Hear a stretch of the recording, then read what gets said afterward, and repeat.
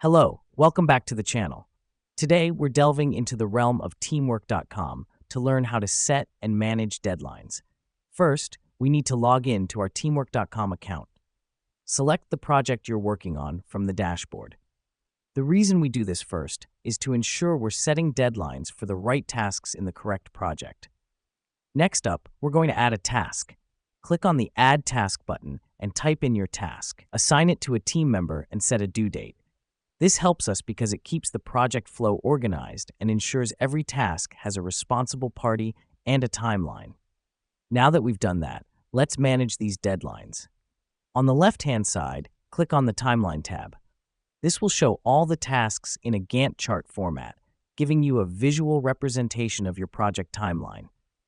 Let me explain why this matters. It allows you to see if there are any overlapping tasks and if the workload is spread evenly among your team.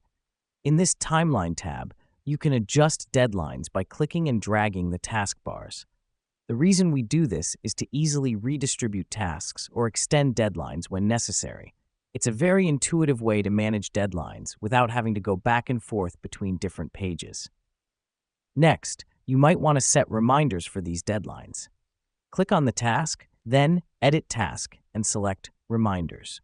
Here, you can set email reminders for you and your team before the due date. This step is crucial because it ensures nobody forgets about a task as the deadline approaches. Lastly, you should regularly check the Activity tab. Here's what's happening behind the scenes. This tab gives you a rundown of what's been completed and what's upcoming. It helps you stay on top of progress and upcoming deadlines. And that's it. By following these steps, you'll master setting and managing deadlines on teamwork.com. Until next time, keep your projects on track and your team in sync.